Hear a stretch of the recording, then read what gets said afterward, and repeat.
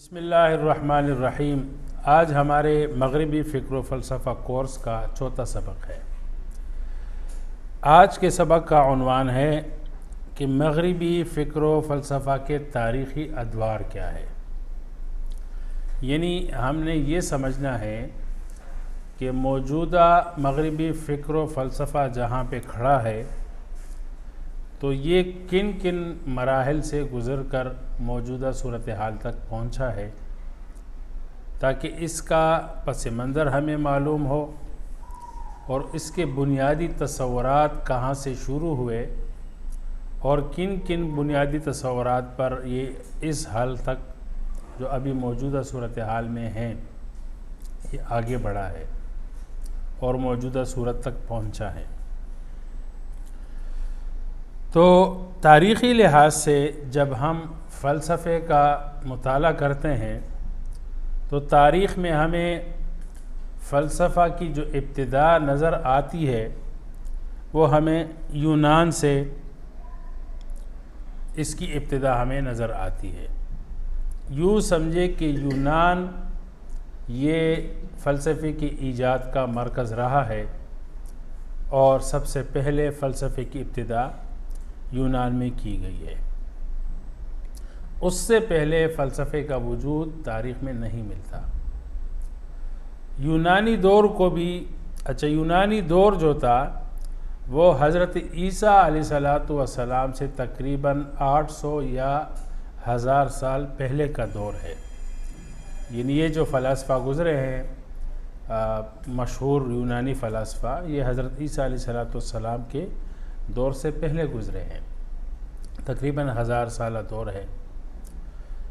اس یونانی دور کو بھی چند مراحل پر تقسیم کیا گیا۔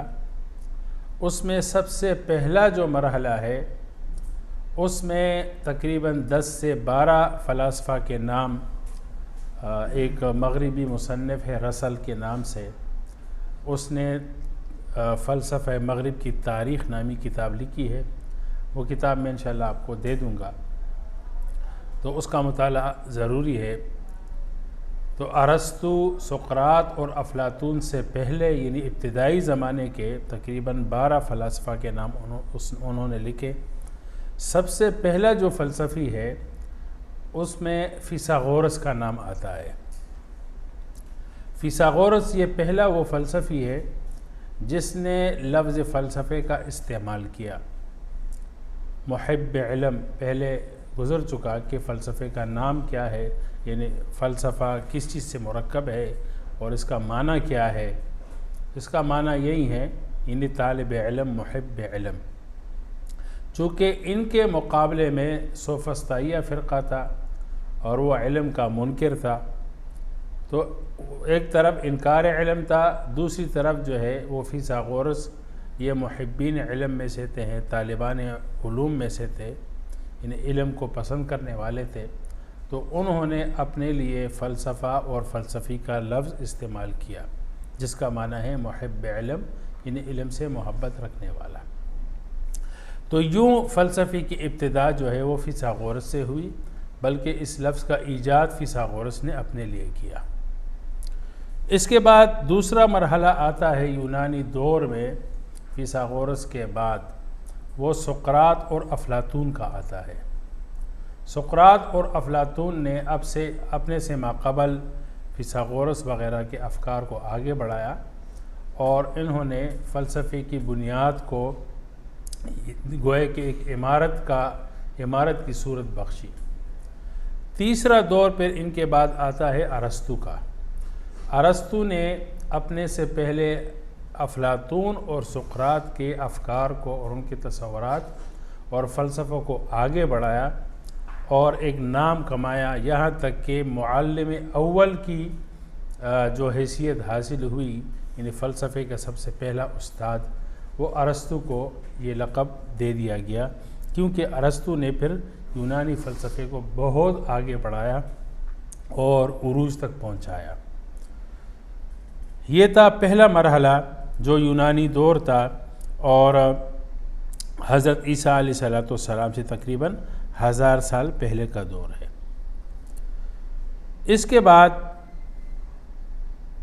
دوسرا جو دور آتا ہے وہ رومی دور ہے، بعد از مسیح کا دور ہے، یعنی حضرت عیسیٰ علیہ السلام کے بعد اور حضرت محمد صلی اللہ علیہ وسلم سے پہلے کا جو دور ہے، یہ اس کا جو مرکز رہا، فلسفہ اور علوم کا جو مرکز رہا وہ روم رہا۔ اس کو رومی فلسفہ کہتے ہیں۔ روم میں جب فلسفہ آیا تو چونکہ روم کی جو حکومت تھی وہ بھی مسیحی مذہب پہ قائم تھی، مطلب سرکاری مذہب کی حیثیت حاصل تھی مسیحیت کو، عیسائیت کو۔ اسی وجہ سے جتنے بھی فلسفے اور علوم اور فنون ایجاد ہوتے تھے یا جو اشعار وغیرہ ہوتے تھے، مطلب ہے کہ ہر صاحب فن کا جو ترجیحی بنیادوں پہ جو چیز ہوتی تھی وہ مذہب ہوتا تھا۔ چونکہ ریاست جو ہے وہ مذہبی بنیادوں پر تھی تو اسی وجہ سے لوگوں کے رجحانات اور ترجیحات بھی ہو زیادہ مذہب۔ تو اس رومی دور میں فلسفے پر اقلیت پسندی کے بجائے مذہبیات کا زیادہ غلبہ تھا۔ تو اس دور میں جو بھی فلسفی پیدا ہوئے یا فلسفے پر کام ہوا تو وہ مذہبیات کے رنگ میں ہوا، اور اس میں سب سے جو بڑا نام آتا ہے یعنی مسیحی فلاسفروں میں وہ ہے سینٹ آگنسٹائن کا نام زیادہ آتا ہے۔ اس طرح اور بھی بہت بڑے بڑے فلسفی تھے مسیحی فلاسفر۔ چونکہ مسیحیت میں یعنی عیسائیت میں رہبانیت کا ایک کانسیپٹ ہے، یعنی دنیا سے بے رغبتی، دنیا کو چھوڑنا، اس لیے وہ فلسفے بنے کہ دنیا کیا ہے، دنیا کی حقیقت کیا ہے، زندگی کیا ہے اور آخرت کیا ہے، یعنی ان عنوانات سے فلسفے بنائے گئے۔ اسی طرح فلسفے میں الہیات یعنی ایمانیات، میٹا فزکس یعنی مابعد الطبعیات کو داخل کر دیا گیا، اور اس کو فلسفی علوم اور فنون کے پیراڈائم میں ان چیزوں کو زیر بحث لایا گیا۔ تو جب آپ یونانی دور کا جب آپ فلسفہ میں مطالعہ کریں گے تو آپ کو نظر آئے گا کہ وہاں پر فلسفہ میں زیادہ عنوانات اور موضوعات جو بنائے گئے فلسفے کے وہ الہیات ہے، دنیا کے بے ثباتی ہے، دنیا کی حقیقت ہے، آخرت کی حقیقت ہے، ٹھیک ہے، حب دنیا ہے وغیرہ وغیرہ، جو ہمارے ہاں تصوف میں وہ حب دنیا اور رغبت الی الآخرہ وغیرہ یہ چیزیں متصوفین کے فلسفوں میں آپ کو ملتا ہے۔ تو اس طرح مسیحی دنیا میں یہ چیز جو ہے وہ زیادہ زیر بحث لائی گئی۔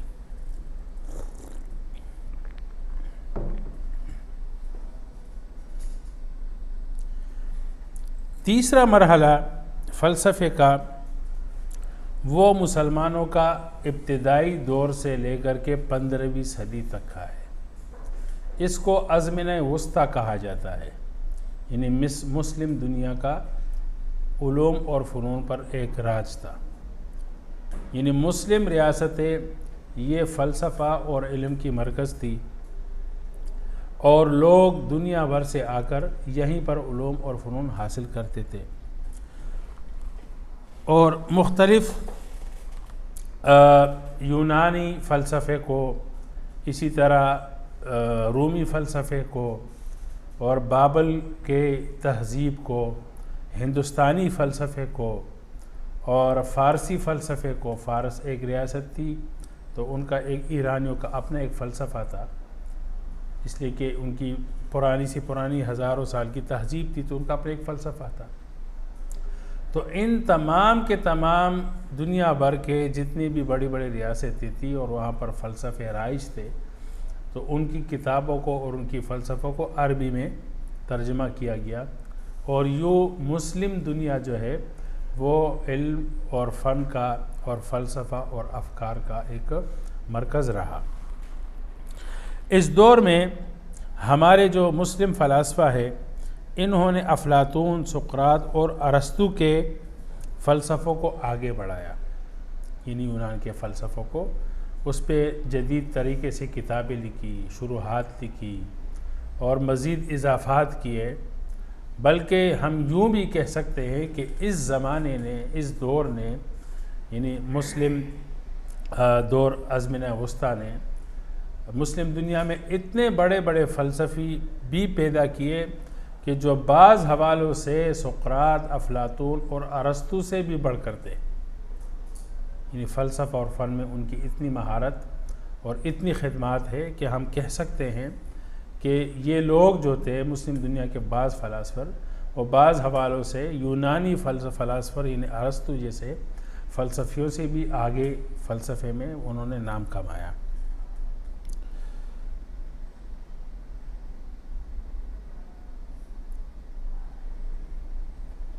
یہاں پر ایک اور بات اس کے علاوہ میں عرض کر دوں کہ جب آپ مغربی مصنفین کو پڑھیں گے اور وہ فلسفہ کی تاریخ پر بات کرتے ہیں، خصوصاً رسل کی جو کتاب ہے فلسفہ مغرب کی تاریخ نام سے، وہ بھی اور دیگر مصنفین بھی انہوں نے ایک خیانت کا ارتکاب کیا۔ وہ یہ کیا کہ جب وہ فلسفے کی تاریخ بیان کرتے ہیں تو تاریخ کی ابتدا وہ تو یونان سے کرتے ہیں، لیکن بیچ میں جو ازمنہ وسطیٰ ہے اس کو وہ کراس کر لیتے ہیں۔ یعنی بہت کم اور مطلب ہلکے الفاظ میں اگر کوئی ذکر کرنا چاہتا بھی ہے تو وہ بہت کم اور ہلکے سے الفاظ میں اس کا ذکر کر لیتے ہیں، اور مسلمانوں کی جو خدمات ہے، مسلم فلاسفہ کی جو کتابیں ہیں، فلسفے کی جو ترقی ہے، اس کو بالکل اگنور کر دیتے ہیں۔ اس حوالے سے مسلمان جب فلسفہ کی تاریخ بیان کرتے ہیں تو چونکہ مسلمانوں نے فلسفہ جو ہے وہ یونان سے لیا اور خصوصاً ارسطو کے فلسفے کو آگے بڑھایا، تو مسلمان ارسطو کو معلم اول کا خطاب دیتے ہیں، لیکن مغربی مصنفین مسلم فلاسفہ کو مطلب یہ ہے کہ وہ قابل ذکر ہی نہیں سمجھتے۔ تو یہ ان کی ایک علمی خیانت ہے جو مسلم فلاسفہ کا نام تک وہ لینا پسند نہیں کرتے اور ان کے کام کو نہیں سراہتے۔ اس حوالے سے مسلمان جو ہے وہ زیادہ اعتدال پسند ہے کہ وہ ایک غیر مذہبی یعنی ارسطو جیسے آدمی کو، جس کا مذہب سے کوئی تعلق نہیں تھا، لیکن اس کو فلسفہ میں معلم اول کا خطاب دیتے ہیں اور اپنا پہلا استاد سمجھتے ہیں۔ خیر، یہ جب آپ رسل کی کتاب پڑھیں گے انشاءاللہ تو آپ کو خود بخود یہ چیز محسوس ہو جائے گی۔ تو یہ جو دور تھا مسلمانوں کا، یہ ابتدا سے لے کر 15ویں صدی تک یہ دور رہا ہے، تقریباً 800-1000 سال کا دور رہا ہے مسلم، اور اس میں جو مرکز تھا وہ اندلس تھا، مسلمانوں کے علمی مرکز وہ اندلس تھا۔ اس میں یورپ سے شہزادے آ کر وہ پڑھتے تھے، یہاں تک کہ یہ نہیں کہ چھوٹے چھوٹے اسکول یا مدارس تھے، بلکہ یونیورسٹی کا قیام بھی ہوا۔ یونیورسٹی کے لیول تک جو ہے وہ سائنس اور فلسفے اور مختلف فنون اور زبانیں یہ پڑھائی جاتی تھی۔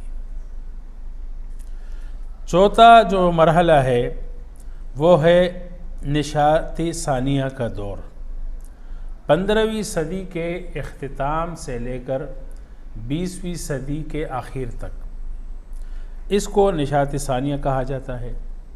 15ویں صدی کے آخر میں مسلمانوں میں آہستہ آہستہ جو ہے وہ زوال رونما ہونے لگا، اور مغرب میں آہستہ آہستہ بیداری پیدا ہونے لگی اور جدیدیت کی گویا کہ ابتدا ہونے لگی۔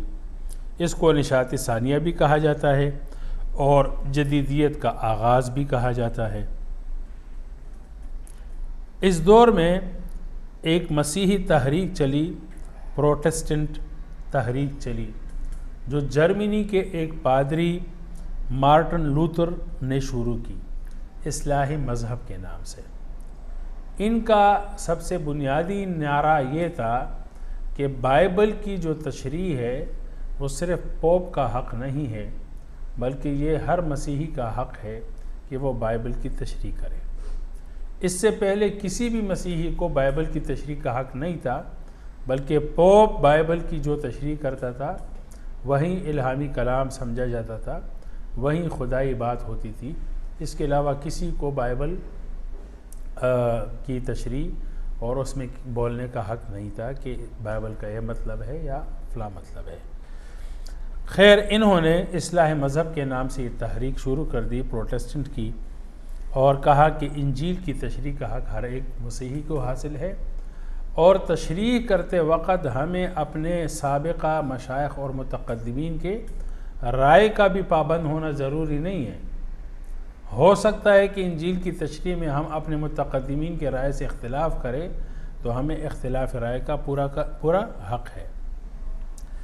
یوں یہاں سے یعنی پروٹسٹنٹ تحریک سے ایک بیزاری مذہب کی ہوا وہ چلنے لگی، یعنی مذہب سے آہستہ آہستہ آزادی اور بیزاری شروع ہوئی۔ اس سے پہلے تو مطلب کلیسا کا راج تھا، چرچ جو کہتا تھا وہی قانون ہوتا تھا اور وہی شریعت ہوتی تھی، سب لوگ اس کے پابند تھے، یہاں تک کہ بادشاہ بھی جو ہے وہ چرچ کے سامنے پابند تھا اور چرچ اور کلیسا کا تابع تھا، اس لیے کہ خدائی حکم وہی ہوتا تھا جو پوپ کہتا تھا۔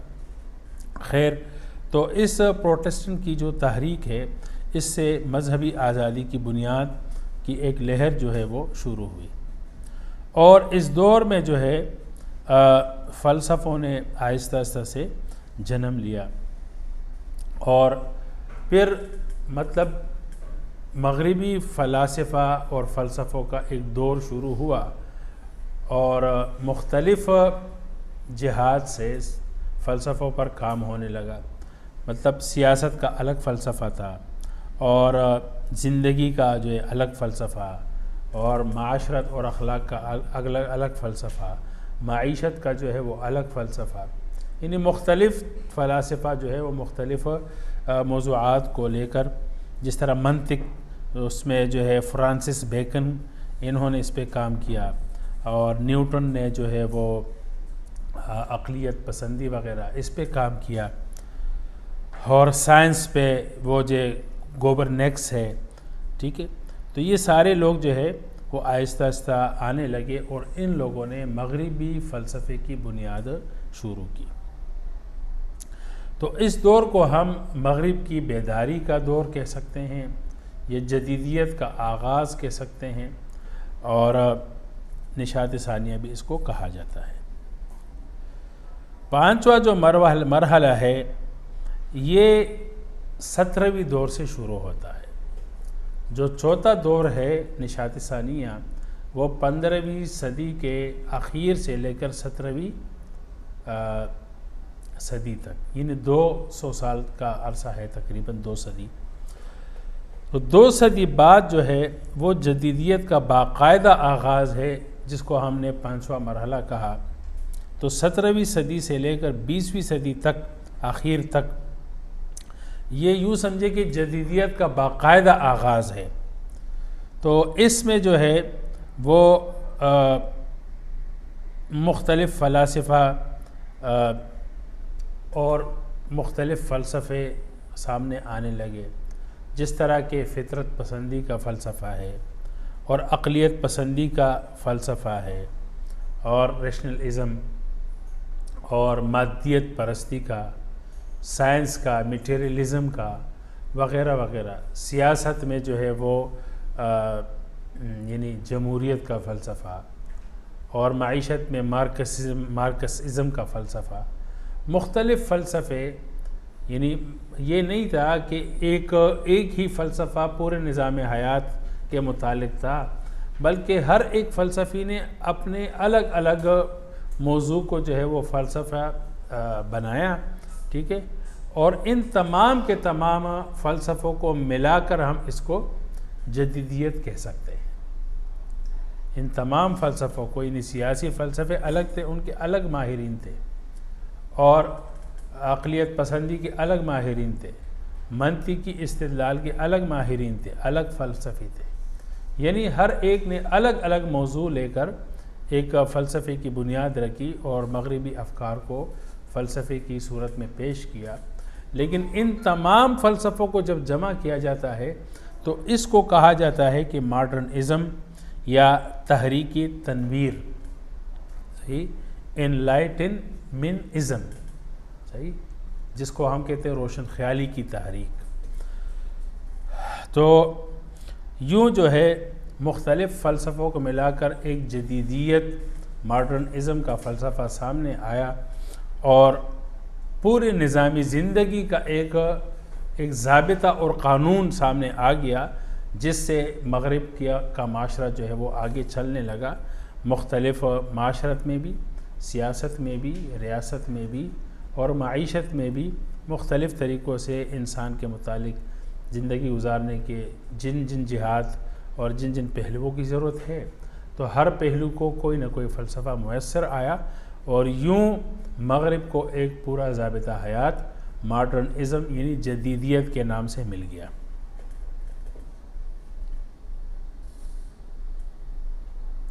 اس میں سیاسیات میں جو کام کیا وہ روسو نے کیا۔ روسو نام کا فلسفی ہے، انہوں نے سیاست کو اپنا موضوع بنایا۔ یہ جمہوریت ان کی وہ ایجاد ہے، یہ جمہوری فلسفہ۔ کانٹ نے جو ہے وہ عقلیات کو اپنا وہ بنا دیا، عقلیات یعنی عقلیت پسندی، ریشنلزم، کانٹ نامی فلسفی نے اس پہ کام کیا۔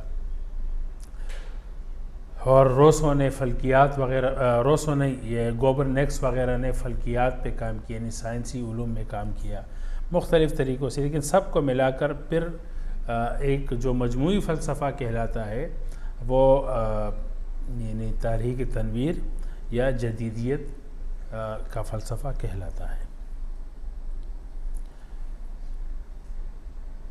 چھٹا جو مرحلہ ہے وہ مابعد جدیدیت ہے، مابعد جدیدیت، پوسٹ ماڈرنزم۔ یہ 20ویں صدی کے بعد جو ہماری 21ویں صدی ہے، جو موجودہ دور ہے، یہ پوسٹ ماڈرنزم کا دور کہلاتا ہے۔ اس دور کے بارے میں کہا جاتا ہے کہ یہ دور جو ہے وہ فلسفوں اور افکار کے ٹوٹنے کا دور ہے۔ مابعد جدیدیت، پوسٹ ماڈرنزم کیا ہے، پہلے میں عرض کر چکا ہوں رد الحاد کے کورس میں بھی کہ مابعد جدیدیت، پوسٹ ماڈرنزم یہ کوئی فلسفہ نہیں ہے، بلکہ یہ ایک فکر ہے اور ایک سوچ ہے۔ وہ سوچ کیا ہے؟ وہ یہ ہے کہ کوئی بھی فلسفہ نہیں ہے، کوئی فکر نہیں ہے، کوئی ضابطہ اور کوئی قانون نہیں ہے، ایسا کوئی قانون نہیں ہے، ایسا کوئی ضابطہ نہیں ہے، ایسا کوئی فلسفہ نہیں ہے زندگی کا کہ جس کے پابند ہو کر انسان اپنی زندگی گزارے، ایسا کچھ بھی نہیں ہے۔ یہاں تک کہ کوئی عالمی اور انٹرنیشنل یا یونیورسل ٹروتھ، یونیورسل سچائی بھی نہیں ہے کہ اس سچائی کو انسان معیار بنائے اور اس کا پابند رہے، یعنی کوئی سچائی بھی نہیں ہے۔ سچ کیا ہے، حق کیا ہے، صحیح کیا ہے؟ صحیح یہی ہے کہ جو انسان کو فی الحال مسئلہ درپیش ہے وہ کیسے حل ہو۔ آپ کا جو مسئلہ درپیش ہے، جو مشکل ہے، اس کا حل نکل آئے، بس یہی سچ ہے۔ آپ کو جو چیز چاہیے، آپ کو جو چیز آپ کو اچھی لگتی ہے وہ چیز آپ کو مل جائے، جس چیز میں آپ کو فائدہ نظر آ رہا ہے وہ فائدہ آپ کو حاصل ہو جائے، چاہے اس کے لیے عالمی قوانین کو توڑنا پڑے یا پچھلے جو رائج فکر اور فلسفے ہیں اور معیارات ہیں، سٹینڈرز ہیں، ان کو پامال کرنا پڑے، توڑنا پڑے، پاؤں کے نیچے روندنا پڑے تو رون دو، لیکن یہ کہ آپ کا اپنا فائدہ حاصل ہونا چاہیے اور آپ کی ابھی کی مشکل حل ہونی چاہیے، چاہے وہ کسی بھی طریقے سے ہو، بس یہی سچائی ہے۔ تو خیر یہ ایک بہت لمبا ٹاپک ہے، لیکن اس پہ مستقل کام ابھی تک نہیں ہوا، چونکہ یہ کوئی فلسفہ نہیں ہے تو اس کے کوئی معیارات ہیں نہیں۔ البتہ مابعد جدیدیت کے بارے میں نے آپ کو ایک پوسٹ ماڈرنزم کے نام سے کتاب دی تھی، جس میں میں نے مختلف لکھاریوں کے مضامین جمع کیے تھے جنہوں نے پوسٹ ماڈرنزم پر لکھا، تو وہ مضامین میں نے جمع کیے اور پوسٹ ماڈرنزم کے نام سے ایک کتاب مرتب ہوئی، شاید میں نے آپ کو دی تھی رد الحاد کے کورس میں، تو ابھی آپ انشاءاللہ دوبارہ سے بھی پڑھ لیں۔ اچھا، ایک اور کتاب انشاءاللہ میں آپ کو دوں گا کہ میں نے کہا کہ مسلم دور کے ساتھ جو مغربی مصنفین ہیں وہ خیانت کرتے ہیں، اور ازمنہ وسطیٰ کو وہ جو ہے وہ ڈارک ایج سے موسوم کرتے ہیں، یہ تاریک دور ہے، جہالت کا دور ہے۔ حالانکہ انصاف یہ ہے اور حقیقت یہ ہے کہ مغرب کو جو فلسفہ ملا وہ تو اسلامی دنیا سے ملا، مغرب کو تو یونان سے براہ راست فلسفہ نہیں ملا، لیکن پھر بھی یہ لوگ جو ہے وہ مسلم دنیا کو، یعنی مسلم دنیا کے جو ایک فلسفیانہ اور علوم فنون کے عروج کا زمانہ تھا، ازمنہ وسطیٰ، اس کو ڈارک ایج یعنی جہالت کا دور کہتا ہے، ٹھیک ہے، اور اس کو کوئی قابل ذکر دور نہیں سمجھتے۔ اس بارے میں ایک محمد کاظم صاحب کی ایک کتاب ہے، مسلم فلاسفہ عہد بعہد، وہ ہمیں پڑھنا چاہیے۔ اس میں مسلمانوں کے جو سائنسدان تھے، جو فلاسفر تھے، ان کی خدمات کا تفصیل سے ذکر ہے۔ تو یہ تھا ہمارے آج کا سبق کہ فلسفہ مغرب اور مغربی فکر و فلسفہ جو موجودہ دور تک پہنچا ہے وہ تاریخی حوالے سے کن کن مراحل تک پہنچا اور کن کن ادوار سے گزرا ہے، اور ابھی ہمارے سامنے ہے جو عالم اسلام کے مقابل میں کھڑا ہے۔ تو یہ ہمیں پتہ ہونا چاہیے کہ اس کی بنیادیں کہاں سے شروع ہوئی۔ اچھا، بنیادی طور پہ تو فلسفہ کی ابتدا یونان سے ہوا، لیکن یہ کہ مغربی جو فلسفہ ہے وہ یونانی فلسفے سے بالکل الگ ہے۔ یہ بھی نہیں کہ یہ بعینی ہی وہ یونانی فلسفہ کا کاپی پیسٹ ہے، نہیں، بلکہ یہ فلسفہ اس سے بالکل الگ ہے، لیکن آپ کو جو ہے وہ یونانی فلسفے کے تصورات اس میں ضرور ملیں گے آپ کو۔ تو جب آپ کو بنیاد کا پتہ ہوگا تو انشاءاللہ اس کا رد کرنا اور اس کو سمجھنا اور سمجھانا یہ آپ کے لیے آسان ہوگا۔ وآخر دعوانا الحمدللہ رب العالمین۔